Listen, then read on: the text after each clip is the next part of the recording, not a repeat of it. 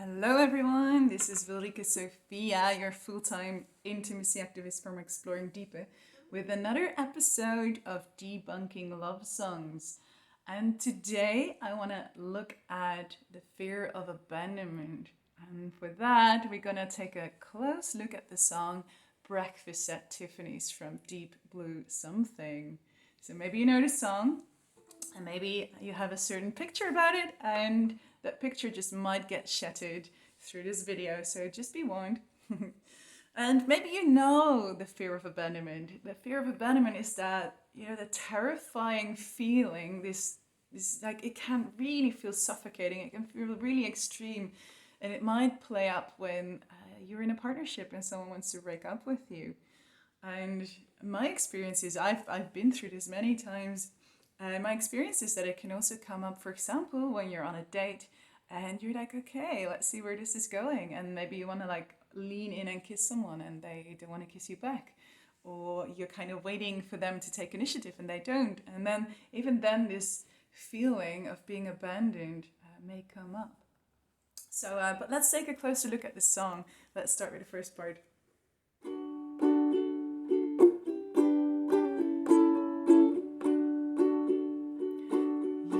You say that we got nothing in common, no common ground to start from, and we're falling apart. You say that the world has come between us, our lives have come between us. Still I know you just don't care. So the song starts, apparently there's two people in a relationship.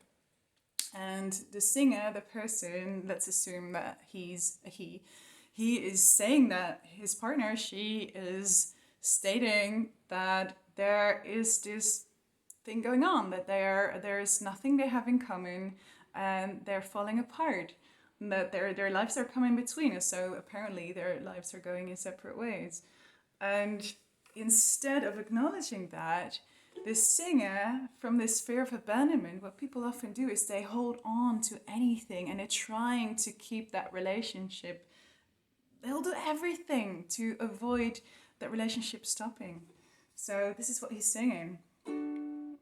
So it's like, still I know you just don't care. And I said, what about breakfast at Tiffany? She said, I think I remember that film, and as I recall, I think we both kinda liked it. And I said, well, that's the one thing we've got. So what he's saying is that she's saying that everything's falling apart, everything's going wrong, and he's like trying to find that one thing that they have in common.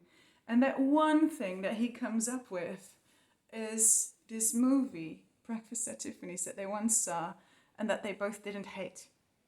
That is the one thing that they have, and that he's willing to build the whole relationship on.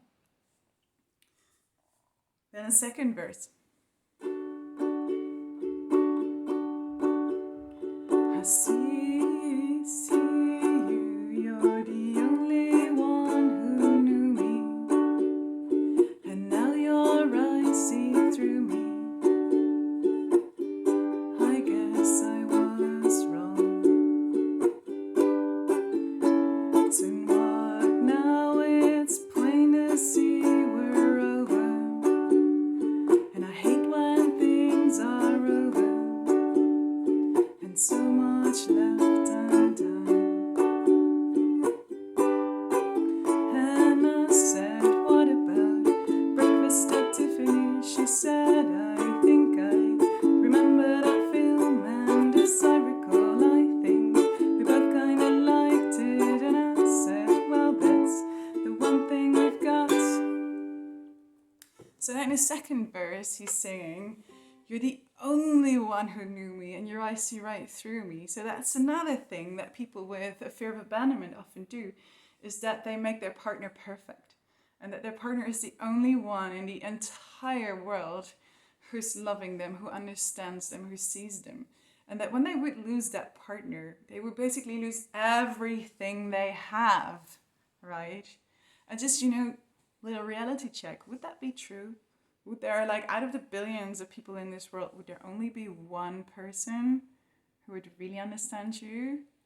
Like, looking at that from a logistical, like a logical point of view or a statistical point of view, it just cannot be true.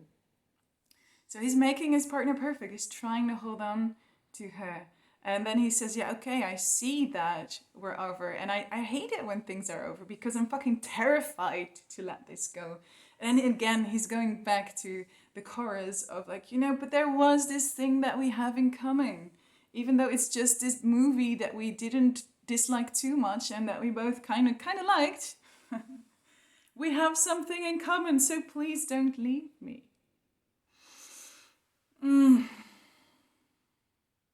So maybe you have an experience like that where you feel this fear of abandonment.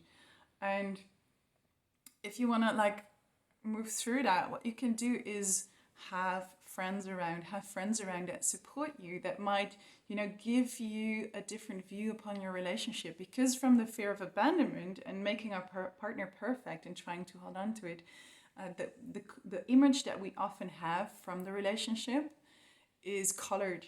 We might like project this perfect image on the relationship and on the partner, and it just might not be true. So having friends or other people who can reflect that upon you can really help to see what's actually going on. And it can also really help to, give yourself the feeling that you are loved and supported independently of what's happening with the relationship itself. And as always, just taking a deep breath really helps.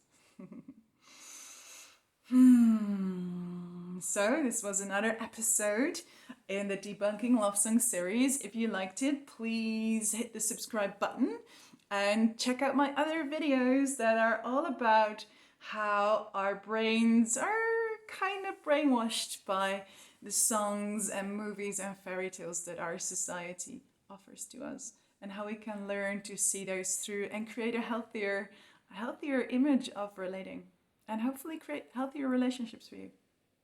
All right, see you around and take care of yourself. Bye. Mwah.